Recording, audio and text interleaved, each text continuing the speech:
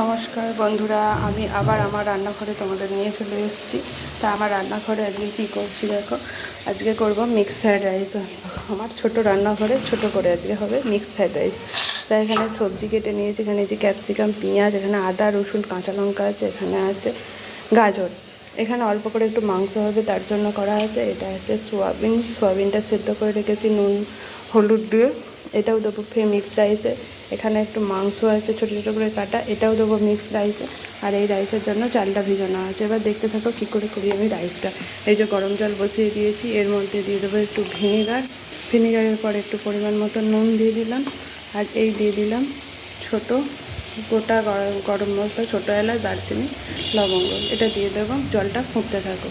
এই দেখো জল ফুটে গেছে। এবার এর মধ্যে আমি 1 ঘন্টা ভিজিয়ে রাখা চালটা দিয়ে দেবো। চালটা দিয়ে ভাত করে আসছে। এই দেখো এখানে চিংড়ি মাছটা আছে, চিংড়ি মাছটা নুন হলুদ দিয়ে নেব। আর এখানে মাংস আছে, মাংসটার মধ্যে দিচ্ছি ধনে গুঁড়ো, অল্প একটু মাংস তো, ধনে গুঁড়ো 1 চিমটি, জিরে গুঁড়ো 1 চিমটি, হলুদ গুঁড়ো 1 চিমটি, নুন। আর এখানে পেঁয়াজ, আদা, রসুন, টমেটো, কাঁচা লঙ্কা সব পেস্ট করা এর মধ্যে দিয়ে মেখে রেখে দিলাম।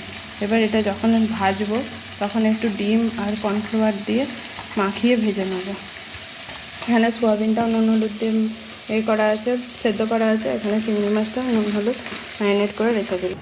এই দেখো বন্ধুরা, মাংসটা যে ম্যারিনেট করে রেখেছি, এবার এর মধ্যে একটু ফেটানো ডিম দিয়ে দিলাম আর একটু কর্নফ্লাওয়ার দিয়ে দিলাম। দিয়ে এবার সাদা তেল কড়াই দিয়ে দিয়েছি, এবার ভেজে নেব।